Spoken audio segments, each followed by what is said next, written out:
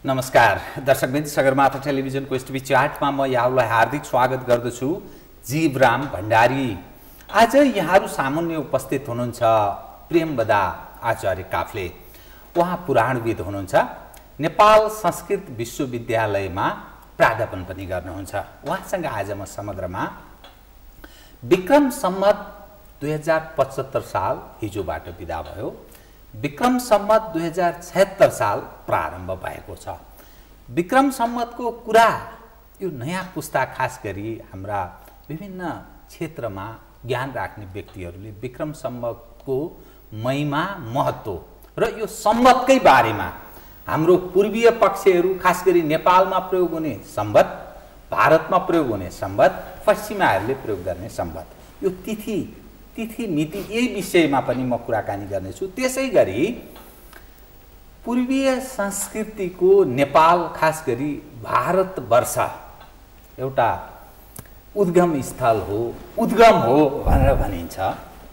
हाम्रो रामायण काल, महाभारत काल, पुराण कालको कुरा गर्दा पूर्वीय संस्कृति अलि अब्बल दर्जाको ज्ञान, गुण र ज्ञानीहरूले भरिपूर्ण भएको यस क्षेत्र सम्भ्रान्त क्षेत्र यसरी हुन सक्छ भन्ने अर्थ लगाउन सकिन्छ।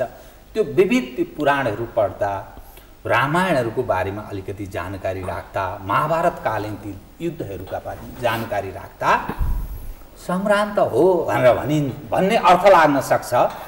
तर हामी पूर्वीय संस्कृतिका अनुयायीहरू यहाँसम्म आइपुग्दा समृद्धिको हिसाबले हामी पछि परेको, पश्चिमाहरूले त्यो विकास, त्यो गति चुमेको, तर संस्कृतिको हिसाबले फेरि हामी पुराना।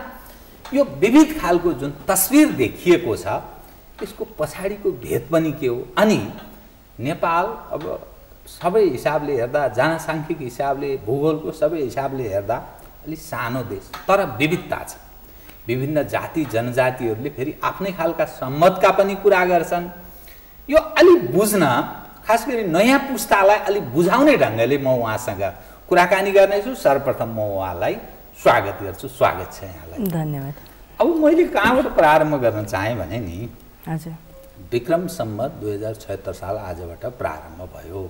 हजुर, यो विक्रम सम्वत नाम कसरी रह्यो र यो हो चाहिँ के, यहीँबाट सुरु गर्ने कृपया। अब यो विक्रम सम्वत विक्रमादित्यले चलाएको भनेर भनिन्छ हैन? अब त्यो चाहिँ साँच्चै हो, राजा विक्रमादित्यकै कारणले चलाए भनेर भन्छन्। अब त्यो कुनै न कुनै शासकले चलाएर नै सम्वतहरू चल्ने हो, नत्र भनेदेखि त त्यो अब शक सम्वत भयो हैन, ईशु सम्वत भयो, त्यो राजनीतिक कारणले चल्ने हुन्छ। जस्तो कि अब हामी कहाँ अहिले पनि विक्रम सम्वत चलिरहेछ, अरू विभिन्न नेवारी सम्वतहरू, नेपाल सम्वत चल्छ, शक सम्वत चल्छ, भारतको पनि विभिन्न प्रान्तमा त्यो चलिरहेको हुन्छ आन्तरिक रूपमा। भने राज्यमा के भन्छ, सरकारी कामकाजको निमित्त चल्ने चाहिँ बढी प्रसिद्ध भएर जान्छ। अब हामी कहाँ चाहिँ अहिलेसम्म विक्रम सम्वत चलाइराखिएको छ। अब विक्रमादित्यले चलाएको भन्ने चाहिँ त्यो भनाइ छ। जस्तो भारतमा चाहिँ अङ्ग्रेजहरूको शासन हुँदाखेरि उनीहरूले त्यो स्थानीय अथवा भारतवर्षको उसलाई, पात्रोलाई हटाएर उनीहरूले आफ्नो चाहिँ ईस्वी सम्वतको प्रचलन सुरु गरे। त्यो अहिले पनि छ। आजाद शासकले जुन आफू वर्चस्व जसरी स्थापित गर्यो त्यो आफ्नै खाले त्यो चल्छ। अब एउटा प्रसङ्ग म भन्छु। जस्तो हामी कहाँ विक्रम सम्वतमा हामी लेख्छौँ हैन, जन्ममिति नागरिकतामा हाम्रो त्यही नै हुन्छ। अब अहिले मात्रै आएर फेरि ईस्वीसम्ममा पनि लेख्ने प्रचलन अहिले आएको छ। नत्र भनेदेखि हाम्रो नागरिकतामा चाहिँ ईस्वी सम्वत छैन, विक्रम सम्वत मात्रै छ। एकचोटि म भारत जाँदाखेरि के भयो भने इन्दिरा गान्धी विमानस्थलमा ओर्लेपछि त्यहाँनिर हाम्रो विक्रम सम्वतमा थियो हैन, नागरिकताहरू त्यहाँ देखाउनु पर्ने। देखाउँदाखेरि उसले के भने, यो नेपाली डेट है आपका, इन्डियन डेट में लिखे, यस्तो उस्तो भनेर उसले भने। अनि त्यसपछि मैले के भने भनेदेखि अब भारत धेरै वर्षसम्म अङ्ग्रेजको गुलाम भएको हुनाले उनीहरूलाई विक्रम सम्वत नेपाली सम्वत र ईशु सम्वत भारतीय सम्वत भन्ने लाग्छ, इन्डियन सम्वत भन्ने उनीहरूलाई लाग्छ। उनीहरूले बुझ्दैनन्, त्यसकारण अङ्ग्रेजी सम्वतमा चाहिँ लेखिदिउँ भनेर मैले भने। अनि उसले के भने भनेदेखि विक्रमादित्य त भारतवर्षकै राजा हो भन्ने हिसाबले यसलाई कहीँ बुझ्ने मान्छेहरूले त एउटा चाहिँ हाम्रो परम्परागत भारतवर्षको सम्बतको रूपमा भारतीय जनताहरूले पनि मानिरहेछन्, सरकारले नमाने तापनि होइन। अनि उनले चाहिँ हमारा एजुकेसन ऐसा ही हुआ भने उसले पछि स्वीकार गरे त्यो कुरा होइन। त्यस कारण यो शासकहरूले चलाउँदा चल्ने रहेछ भन्ने कुराहरू त एउटा त्यो भयो। स्वतन्त्र शासकहरूले आफ्नो किसिमले चलाउने हो। अब जस्तो भनौँ न, मैले यहाँनिर जोड्न खोजेको कुरा के भनेदेखि यो अहिलेको नववर्ष जुन चाहिँ वैशाख 1 गतेदेखि नववर्ष भइरहेछ त्यो सौरमान अनुसार हुने नववर्ष हो। जस्तो भारतीयहरूले विक्रम सम्वत मान्नेहरूले पनि 76 सालको नववर्ष उनीहरूले चैत्र शुक्ल प्रतिपदाबाट मानेका छन्। कहिलेदेखि नववर्ष प्रारम्भ हुन्छ विक्रम सम्वतको हिसाबले भन्दा चैत्र शुक्ल प्रतिपदाबाट प्रारम्भ हुन्छ भन्नेहरू भारतीय सबै नै छन् प्रायः। यो वैशाख 1 गतेलाई नववर्ष भनेर धेरैले बुझ्दैनन् पनि, हाम्रो देशमा बुझिन्छ होइन। त्यस्तै गरेर यो चाहिँ विषुवत कारणले, विषुवत भनेको के हो भनेदेखि दिन र रातको मान बराबर हुने, रातको समय पनि त्यति नै, दिनको समय पनि त्यति नै, बराबर दिन हुने बराबर रात हुने। अब धेरै समय कस्तो हुन्छ भने कहिले रात बढी हुन्छ दिन छोटो हुन्छ, कहिले दिन लामो हुन्छ रात छोटो हुन्छ। यो विषुवत भनेको चाहिँ दिन र रातको समय बराबरी नै, यो वर्षमा 2 चोटि हुन्छ। एकचोटि वसन्तकालमा हुन्छ, एकचोटि शरतकालमा हुन्छ। त्यो वसन्तकालको विषुवतलाई मानेर यो नववर्ष आरम्भ भनेर भनिएको हो होइन। यस्तो अब वैदिक कालगणना पद्धति अनुसार वेदाङ्ग ज्योतिष अनुसारको तिथिपत्रमा के भनिन्छ भनेदेखि यो अयन अनुसार नववर्ष मान्ने चलन छ। अयन भनेको वर्षमा 2टा तिथिपत्र। हजुर। अब कसरी छ यो भन्ने कुरा देखिन्छ भनेदेखि अयन 2टा हुन्छ वर्षमा, एउटा दक्षिणायन हुन्छ, एउटा उत्तरायण हुन्छ। उत्तरायण भनेको दिन बढ्दै बढ्दै जाने, रात घट्दै घट्दै जाने होइन। दक्षिणायन भनेको चाहिँ दिन चाहिँ घट्दै घट्दै जाने, रात बढ्दै बढ्दै जाने। सूर्यको त्यो, हजुर, सूर्यको त्यो सूर्योदय र सूर्यास्तबाट त्यो कुराहरू थाहा हुन्छ।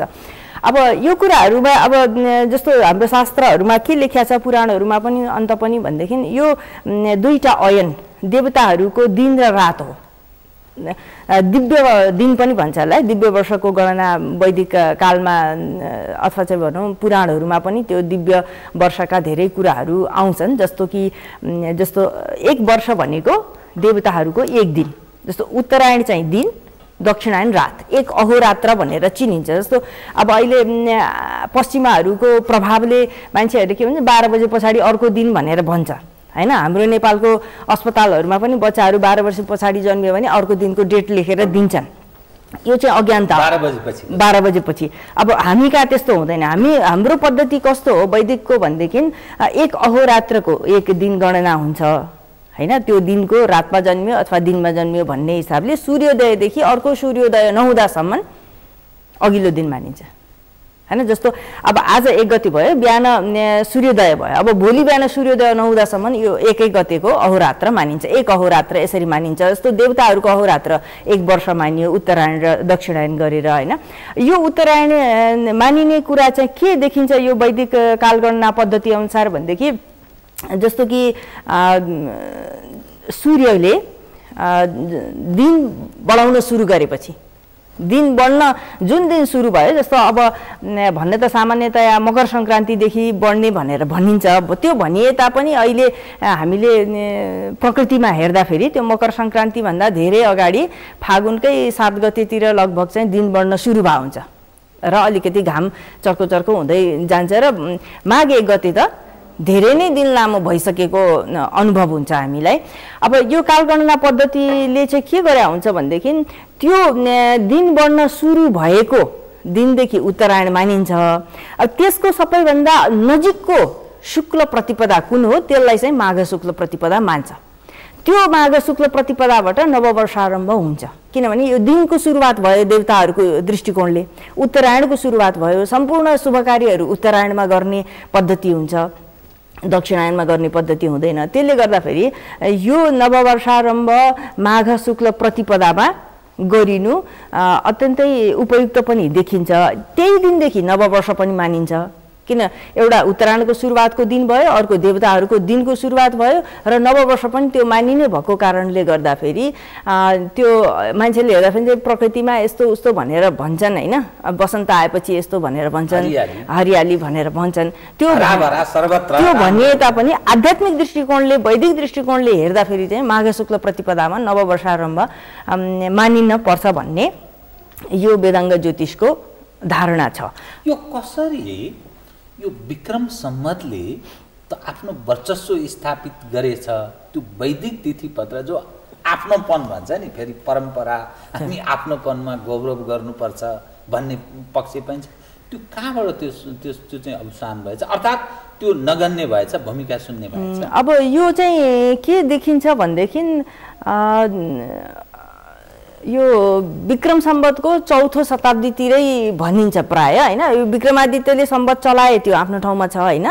अब यसको अब वेदाङ्ग ज्योतिषको अलिकति छायामा पर्नुको कारणलाई हामीले निहाल्ने हो भनेदेखि जस्तो पछिल्लो समयमा आक्रमण भएको अङ्ग्रेजहरूबाट हो होइन, त्योभन्दा अगाडि मुस्लिमहरूबाट आक्रमण भएको देखिन्छ इतिहास हेर्दाखेरि होइन। त्योभन्दा अगाडि पनि सक हुण त्यो पुर्चुगाली अरू विभिन्न सानातिनाबाट चाहिँ भारतवर्षमा आक्रमण हुने गरेको देखिन्छ। किन आक्रमण हुने गरेको देखियो भनेदेखि जस्तो कि सभ्यताकै कुरा गर्दाखेरि हाम्रो सभ्यता भनेको विश्वमा सबैभन्दा पहिला विकसित भएको सभ्यता हो।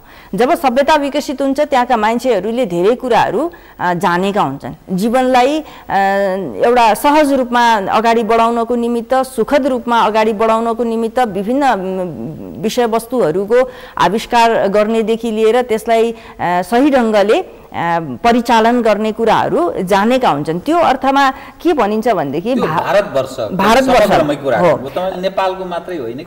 भारतवर्ष पनि गाँसिन्छ नेपालसित, किनभनेदेखि यो एक प्रकारले एउटै सभ्यताका मान्छेहरू यहाँ बसेको कारणले, हाम्रो पनि वैदिक सभ्यता हो, भारतका पनि वैदिक सभ्यताकै मान्छेहरू हुन्, एउटै सभ्यता भएको कारणले गर्दाखेरि अहिले सिमानामा हाम्रो राजनीतिक हिसाबले अलग अलग देश भए तापनि हाम्रो सभ्यतागत हिसाबले हामी एउटै लगभग हौँ।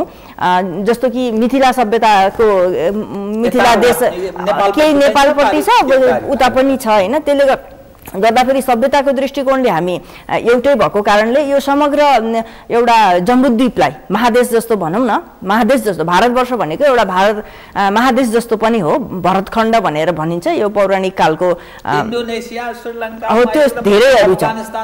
पाकिस्तान त अस्ति भर्खर टुक्रेको भए। अब नेपाल धेरै प्राचीन पनि देखिन्छ त्यो दृष्टिकोणले देशको हिसाबले, तर सिमाना घरिघरि अगाडि पछाडि कहिले काँगडा टिस्टासम्म पुगेको, कहिले चाहिँ कहाँसम्म पुगेको भन्ने कुरा, देहरादुनसम्म पुगेको भन्ने कुराहरू पनि छ होइन। त्यसकारण नेपाल भनेको कति भूभाग हो भन्ने कुरा अहिलेको मानचित्र अनुसार एक प्रकारले छ होइन। त्यसकारण पुरानो मानचित्र अनुसार त्यसको फरक पनि अवस्था देखिन्छ, बृहत पनि थियौँ। र पुरै भारतवर्ष कस्तो हो भनेदेखि त्यो एउटा भारत देश पनि थिएन, त्यहाँ पनि धेरै राजा रजौटाहरू थिए होइन, सानसाना टुक्रा टुक्रा थिए। नेपालमै पनि 22-24 राज्यहरू थिए। त्यसकारण सम्राट भनिन्थ्यो। सम्राट भनेको चाहिँ अरू सानातिना राजाहरूले कर तिर्ने ठुलो हो, त्यो महाराजा त्यस्तो खालको सम्राट हुने भन्ने खालको त्यो अवधारणाहरू थियो। वैदिक राज्यहरू थिए होइन, विभिन्न मगध प्रदेश, प्रदेश भन्ने त्यस्तो थियो होइन।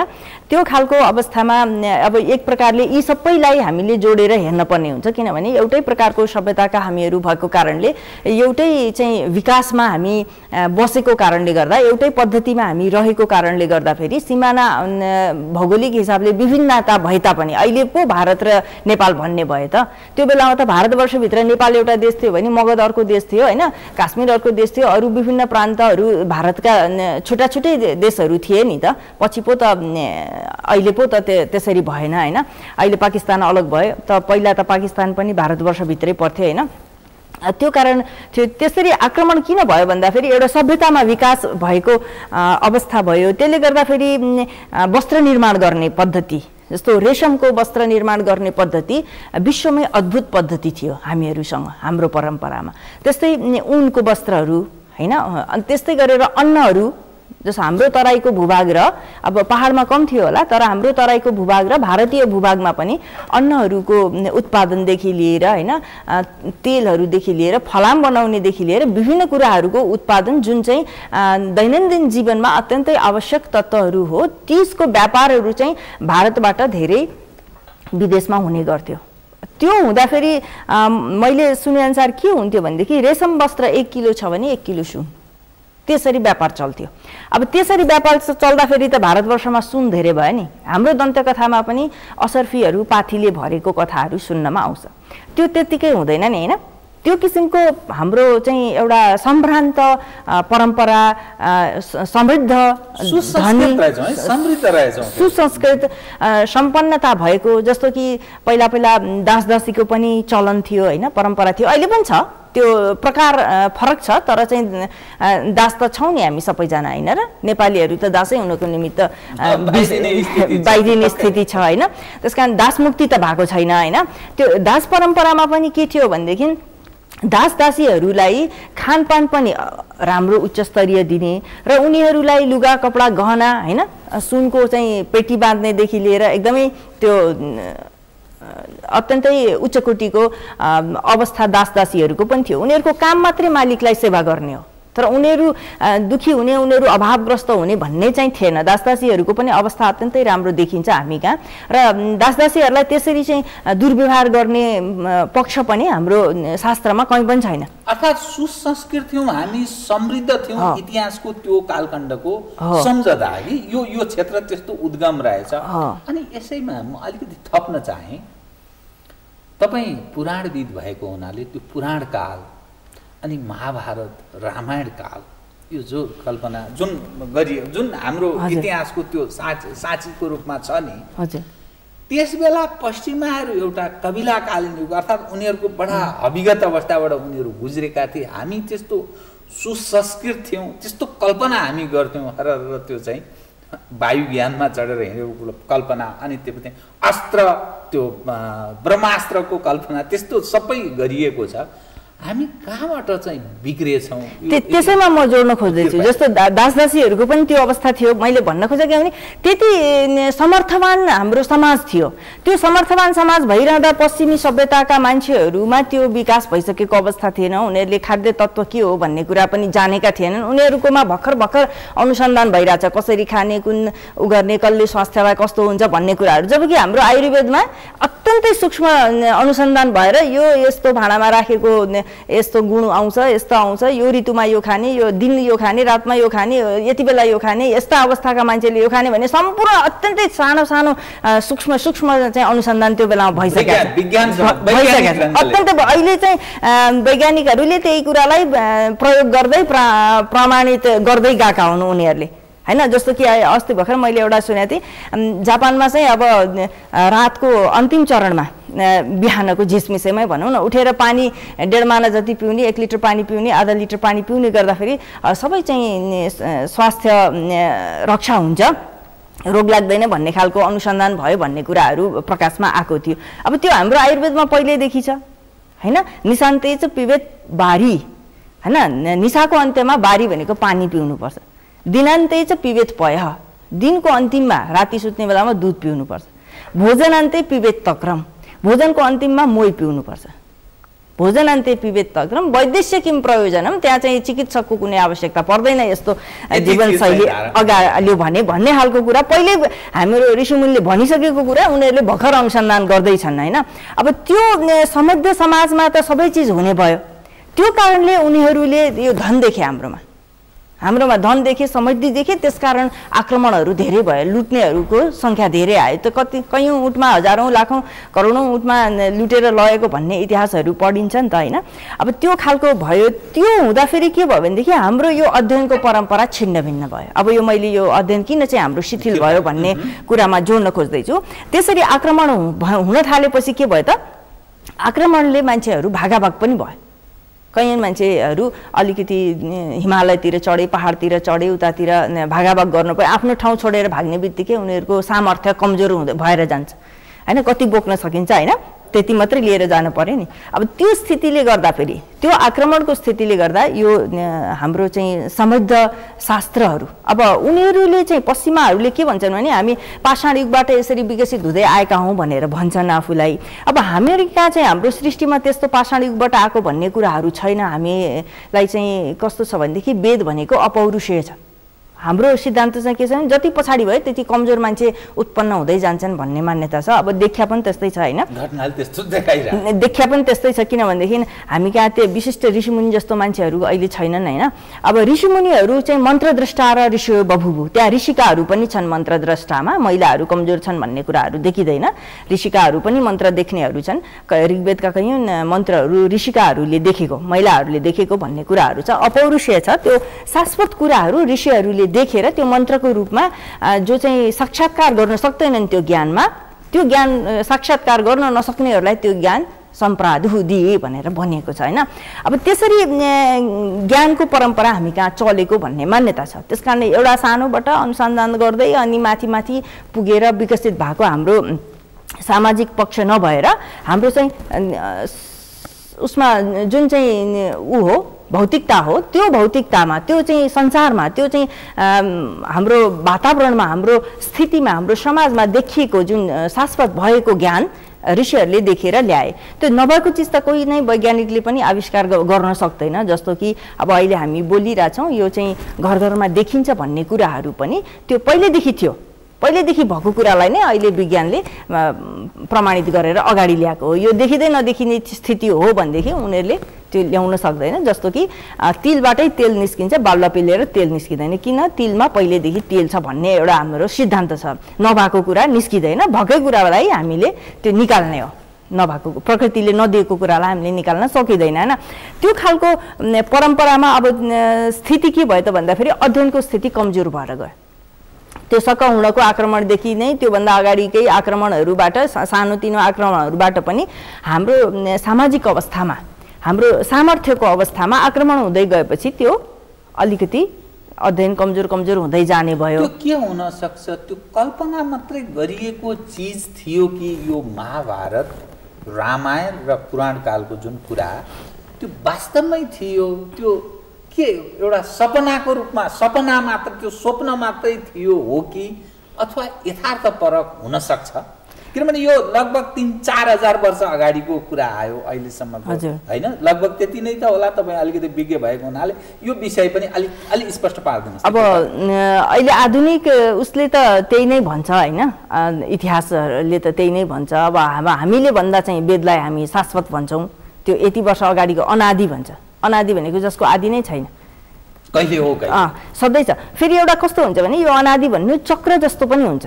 एकचोटि सृष्टि भयो, त्यो चाहिँ त्यहाँ आयो, फेरि चाहिँ प्रलय भयो, फेरि चाहिँ गर्यो भन्ने खालको कुराहरू पनि हुन्छ। त्यसले गर्दाखेरि यो कुन युगमा होइन, कुन चाहिँ कल्पमा, विभिन्न कल्पहरूको पनि कल्पना अवधारणाहरू छ हाम्रोमा होइन। त्यस कारण कुन कल्पमा कुन चाहिँ उसमा विभिन्न अवस्थामा चाहिँ त्यो इन्द्र पनि फरक हुने, देवताहरू फरक हुने विभिन्न कुराहरू छ नि त। त्यो प्रलयको पनि कल्पना गरिएको छ। हजुर, त्यो त्यस्तो भएको हुनसक्छ अथवा हुन पछिका दिनमा हुनसक्छ भन्ने कल्पना जो गरिएको छ त्यसलाई कसरी बुझ्ने मान्ने? अब यो प्रलय चाहिँ कस्तो भने दिनदिनै पनि एउटा प्रलय मान्छ क्या। जस्तो हामी सुतेर उठ्छौँ नि, त्यो सुतेको काल चाहिँ एउटा लयको अवस्था मानिन्छ, विलय भएको त्यो सृष्टि सृजनाकै अन्त्य अनि नयाँ आरम्भ हुन सक्ने कुराको पनि यस्तो कल्पना गरिन्छ। अब त्यो पनि कल्पनाहरू गरिन्छ होइन। अब त्यो यसमा पनि त्यही हो, अब हुँदैन भन्ने कुराहरू पनि ठेगान छैन। किनभनेदेखि एउटा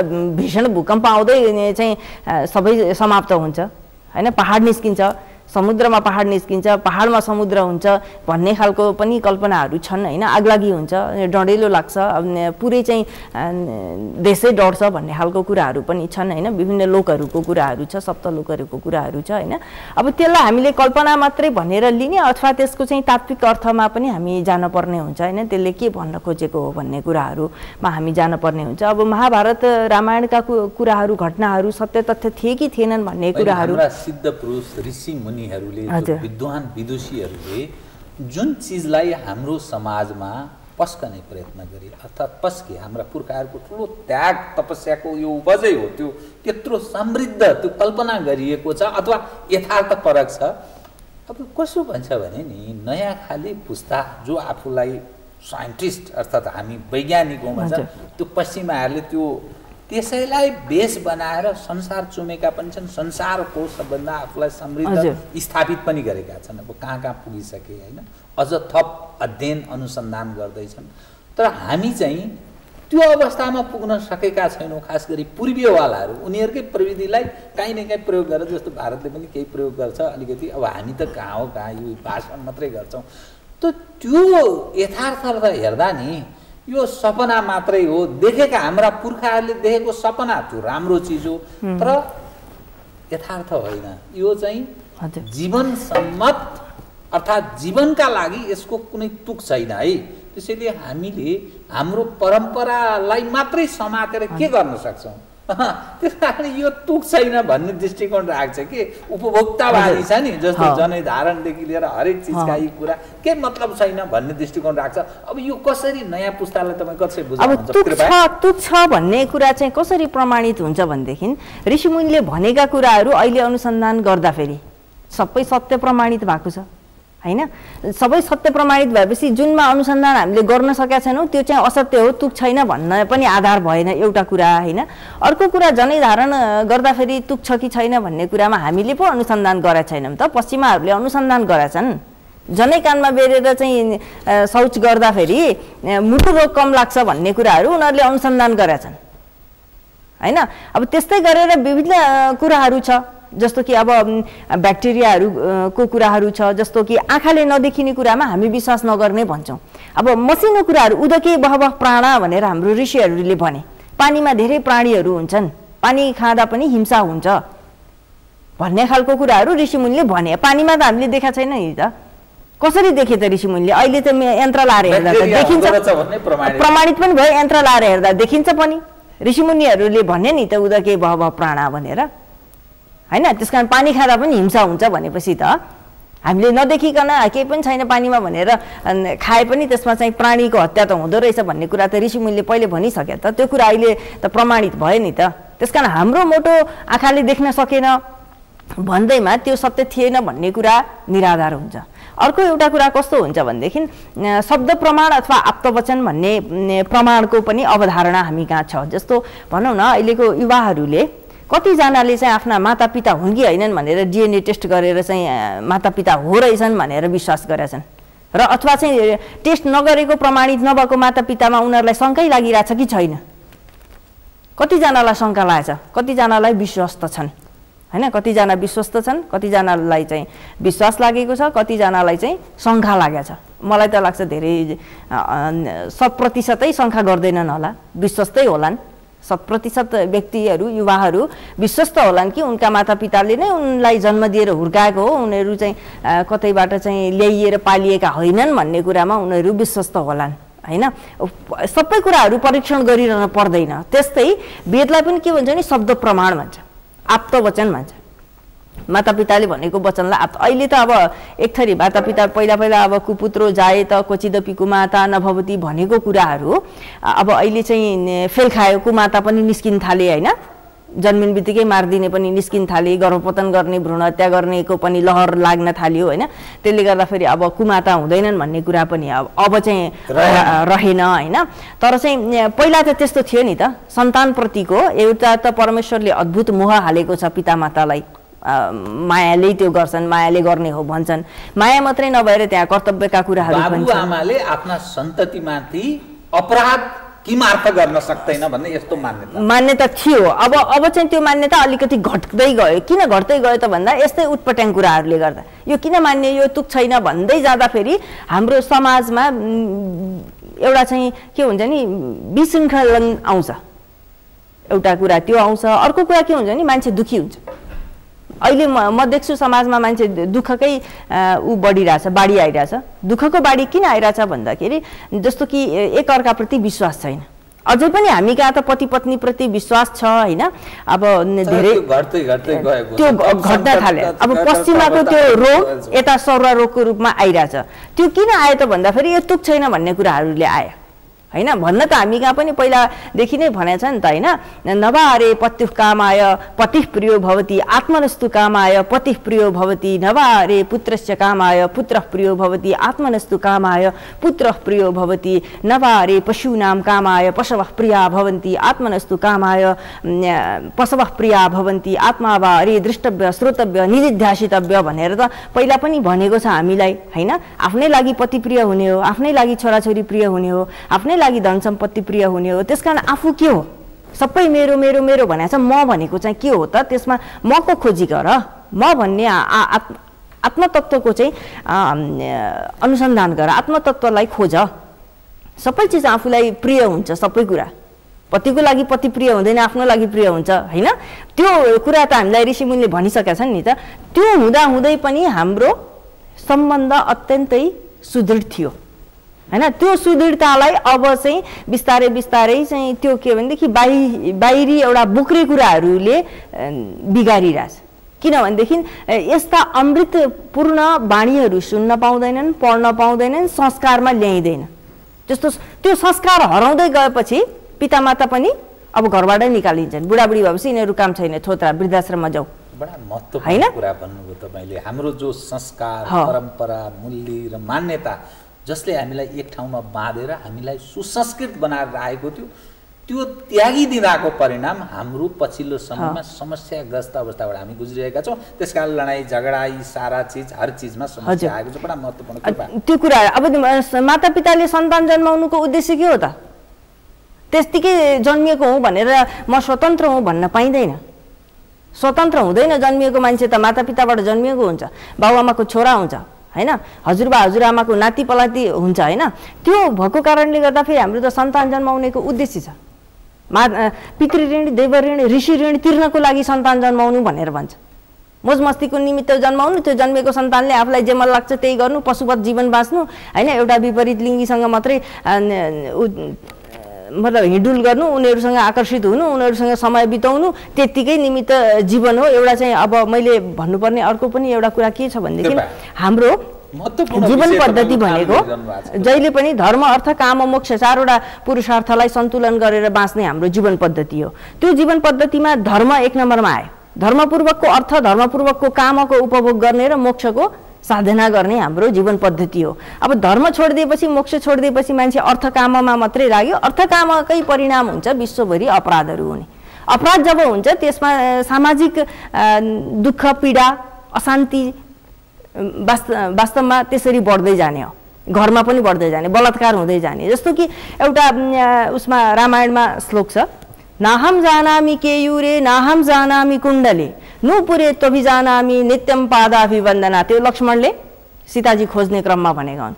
म सीताजीको कुण्डल चिन्दिनँ, केयूर चिन्दिनँ, उनले माथिल्लो भागमा के लगाउँथिन् उनको गहना म चिन्दिनँ, किन मैले कहिले पनि त्यसरी ठाडो मुख गरेर हेरिनँ।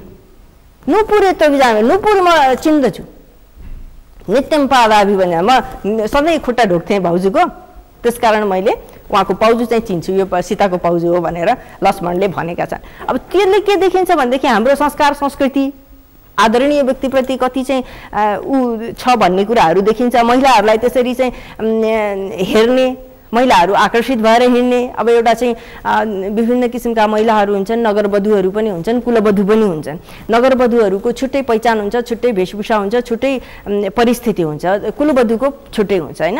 त्यसले गर्दाखेरि त्यो नगरवधु के हो कुलवधु के हो अब छुटिँदैन, छोड्यो। त्यस कारणले गर्दाखेरि अब त्यो कुलवधुहरू पनि सुरक्षित नहुन थाले हैन। नगरवधुहरूको पनि समस्याग्रस्त अवस्था छ।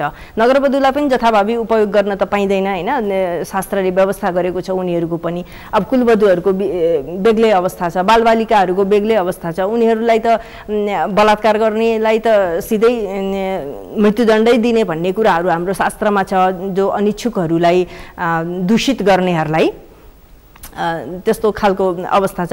अब यो सबै नहुनुमा के छ भनेदेखि यो त्यसमा तुक छैन भन्दै हटाइदिँदै गएपछि एउटा चाहिँ इन्द्रियको विषयसितको चाहनालाई मात्रै हामीले त्यसलाई प्राथमिकता दिँदै गएपछि त त्यसले त कर्तव्य केले निर्धारण गर्ने त? तस्मात् शास्त्रम प्रमाणन्ते कार्य अकार्य व्यवस्थितो, कार्य र अकार्य व्यवस्थित गर्ने एउटा शास्त्र प्रमाण हो। शास्त्रै मान्दैनौ भने तिमीले कर्तव्य अकर्तव्य केबाट ठम्ब्याउँछौ? कसरी चाहिँ तिमी गर्छौ? को आदरणीय हो, को अनादरणीय हो, कसलाई सम्मान गर्ने हो, कसलाई सम्मान गर्ने होइन, कसलाई सुरक्षा गर्ने हो, कसलाई गर्ने होइन भन्ने कुरा, कोसँग कस्तो व्यवहार गर्ने भन्ने के को आधारमा गर्छौ? खाली इन्द्रियको इच्छाको आधारमा जाँदाखेरि होइन, अर्थ र काम, धन कमाऊ मोज मस्ती मात्रै गर भन्ने खालको संस्कार र शिक्षा दिएपछि त्यसले त अपराध पनि गर्छ। त्यसले कर्तव्य कर्तव्यको पनि बोध हुँदैन, मातापिताहरूको पनि सुरक्षा हुँदैन। सन्तान किन जन्माउने त? बुढेसकालमा त उनीहरूले निकालिदिन्छन्। बुढेसकालको एउटा लट्ठी सहारा भन्ने हाम्रो सामाजिक अवधारणा पनि थियो होइन, त्यो सामाजिक अवधारणा पनि अब क्षीण हुँदै गएको कारणले अब सन्तान जन्माउनु पर्ने आवश्यकता पनि देखिएन नि। किन जन्माउने त? मानिसले अलग ढङ्गले सोच्न सक्ने अवस्था सिर्जना हुँदैछ। तर तपाईँले त्यो समाज सञ्चालनको र एउटा आचरणको एउटा सत्मार्गमा कसरी डोर्याउने, हाम्रो परम्परा मूल्य मान्यताले के कल्पना गरेको थियो र अहिले कतातर्फ डोरिँदैछ, त्यस कारण कसरी सोचिनुपर्छ भन्ने बडा महत्त्वपूर्ण विषय तपाईँ भनिरहनु भएको छ। तर दुर्भाग्य हाम्रो समाजमा त्यही पक्ष हावी छ र समाज क्रमशः तपाईँ जुन चिज चाहनुहुन्न त्यही दिशातर्फ उन्मुख हुँदै हुँदै हुँदै प्रेरित हुँदै तपाईँ अहिलेका नयाँ पुस्ता केटाकेटीकै कुरा गर्नु त्यस्तै छ। अब काहीँ न काहीँ राजकाजमा वर्चस्व स्थापित गरेका शासक प्रशासकहरू कम्प्लिट त्यही छन्। अर्थले हर चिज त्यहाँ गाँजेको छ, चल्दै नै क्या हो त? अनि हामी हाम्रो हाम्रो आफ्नोपन बचाउन सक्दैनौँ भन्ने अर्थ लाग्छ। यो समग्र तस्बिर हेर्दा शिक्षा त्यस्तै खालको हुँदै गएको छ। मानिस सबै दासदासीको रूपमा अन्यत्र गएर एउटा त्यो बाध्यतावश उनीहरू त्यो अवस्थामा प्रवेश गरेका छन्। हामी कसरी बाँचौँ? अब यो चाहिँ कस्तो भने एक प्रकारको प्रलय भनेको यही हो। एक प्रकारको प्रलय भनेको यही हो। अब यसमा सबै मान्छे बग्दैनन्। बाढी आउँदा पनि यो बाढी आएको हो होइन। अब यसमा हामी राज्यविहीन अवस्थामा अथवा राज्य विप्लवको अवस्थामा हामी छौँ। राज्य विप्लवको अवस्थामा हुँदाखेरि बच्नलाई कठिन हुन्छ होइन, बच्न कठिन हुन्छ। यसमा अभिभावकहरू जागरुक हुनुपर्छ होइन। जस्तो राज्यले त हामीलाई दिएन। म एउटा उदाहरण के भन्छु भनेदेखि जब चाहिँ भारतीयहरूलाई अङ्ग्रेजहरूले शासन गरिरहे, शासन गर्ने क्रममा के भयो भनेदेखि भारतीयहरू किन यति समृद्ध छन्, यति चाहिँ दृढ छन्, यिनीहरूलाई चलाउन सकिँदैन, दास बनाउन सकिँदैन, एउटा राज्य सञ्चालन गर्दा गर्दै पनि होइन। ब्राह्मणहरूले आफ्नो यज्ञ आगादी गरिरहेकै छन् होइन। शासकहरूसित उनीहरू बोल्न पनि चाहँदैनन्, आफ्नो अस्तित्व स्थापित भइरहेछ, सामाजिक वातावरण त्यस्तो छ, किन भइरहेछ भन्ने खालको कुराहरू उनीहरूले अनुसन्धान गरेर यो चाहिँ ब्रिटिसको संसदमा चाहिँ त्यहाँ व्याख्यान गरिएको छ भन्ने कुराहरू पनि मैले सुनेको हो होइन। उनीहरूले सबैभन्दा पहिला कलकत्तामा एउटा कन्भेन्ट स्कुल खोले भनेर भने। किन खोले त भन्दाखेरि अब यो गुरुकुल पद्धतिले पढ्ने विद्यार्थीहरू बहुत समर्पित हुन्छन्, बहुत चाहिँ त्यागी पनि हुन्छन् र सक्षम पनि हुन्छन्, क्षमतावान पनि हुन्छन्। क्षमता किन उनीहरूको परीक्षा लिँदैन?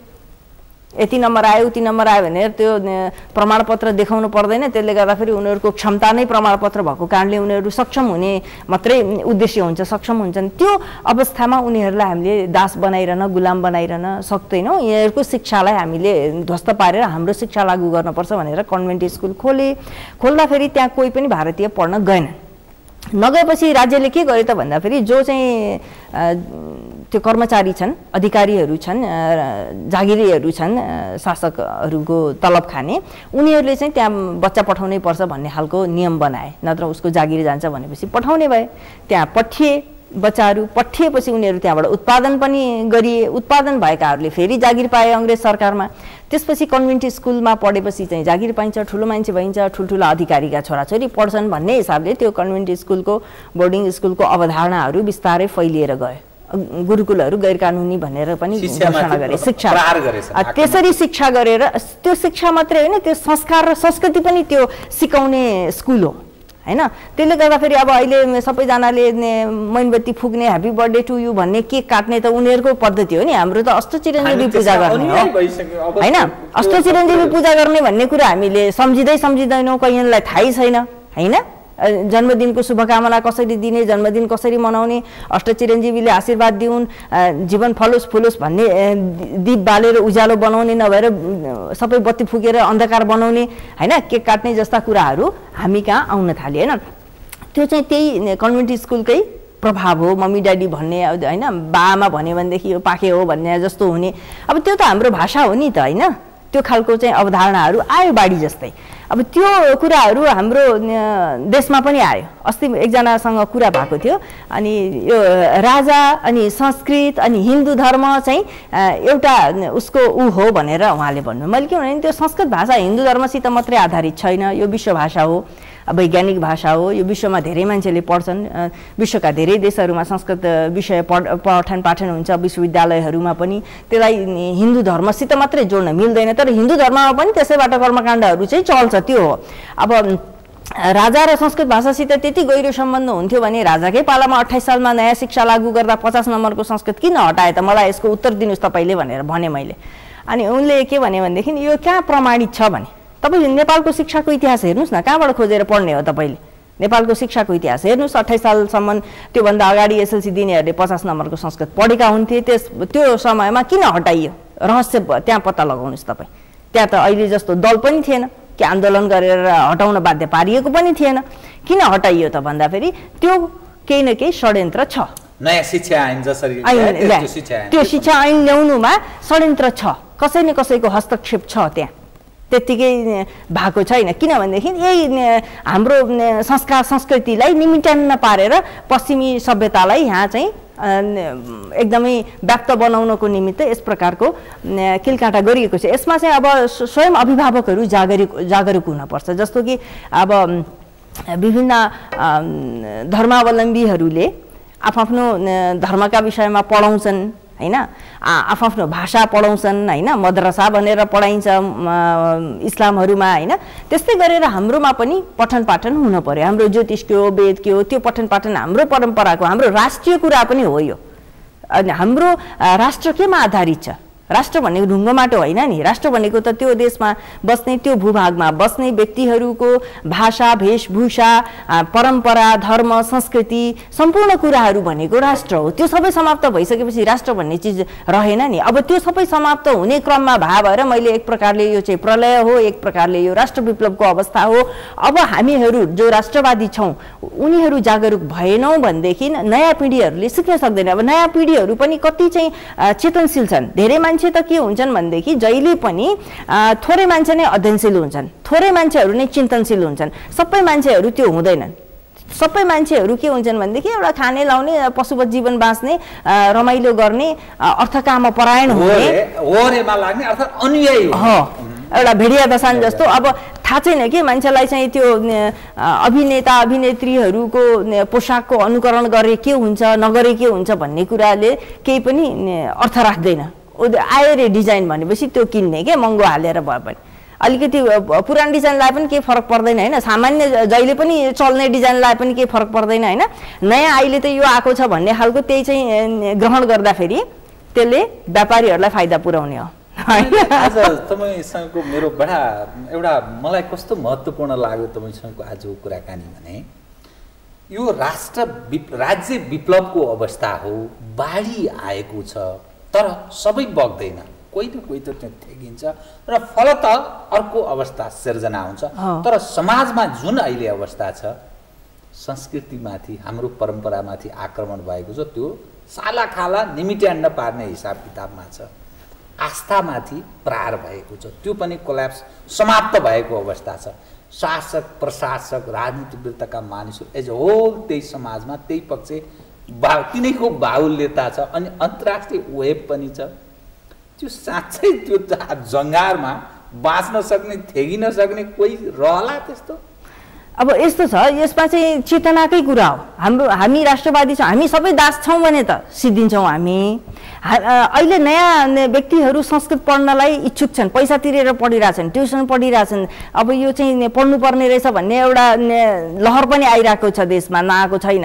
अब नयाँहरूलाई पनि त्यो लाग्छ, किन ओहो हामीले दुःख पाएपछि त उसले फेरि अर्को उपाय खोज्छ नि त। यो त दुःखको बाटो रहेछ, सुखको बाटो हामीले खोज्नु पर्यो भन्दा के हो त, यो हो अमृतमय जीवन पद्धतिको बाटो, यो हो भन्ने खालको देखाउन सक्ने मान्छे 2-4 जना पनि भइदिए भने अवश्य परिवर्तन हुन्छ। कसैले त्यो स्थान ग्रहण गरेर क्रमशः त्यो दिशामा फेरि हामी जान्छौँ, समाप्त हुँदैनौँ भन्ने यहाँको सकिँदैन। जस्तो हिलैमा भ्यागुतो बस्छ, हिलैमा कमल स्थिति, स्थानले मात्र के गर्नु भिन्नै छ गुणको गति भने जस्तो त्यहाँ कमल पनि फुल्छ होइन।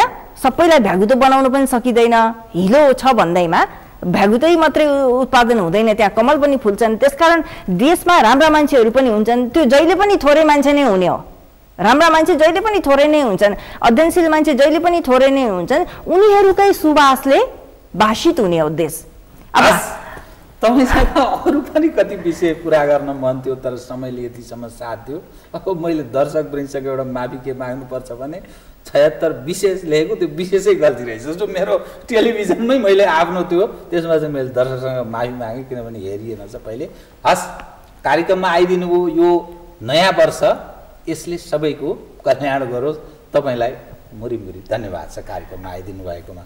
यहाँले बोलाउनु भयो, यहाँलाई पनि धन्यवाद छ। अब 2076 सालको नयाँ वर्षको शुभकामना पनि सम्पूर्ण दर्शकवृन्दलाई, सम्पूर्ण नेपालवासीहरूलाई दिन चाहन्छु। सुख समृद्धि रहोस्, सद्बुद्धि पलाओस्, आफ्नो राष्ट्रियता, आफ्नो संस्कृति प्रेम जागोस् होइन, त्यही भन्न चाहन्छु। धन्यवाद। आदरणीय दर्शकवृन्द, उहाँ हुनुहुन्थ्यो प्रेमवदा आचार्य काफ्ले, पुराणविद। आजको नयाँ वर्ष प्रारम्भ भएको विषयमा गरिएको विविध कुराकानी म लगायत मेरो सम्पूर्ण युनिटलाई कार्यक्रमबाट बिदा दिनुहोस्। तर सगरमाथा टेलिभिजन हेर्दै रहनुहोला। नमस्कार।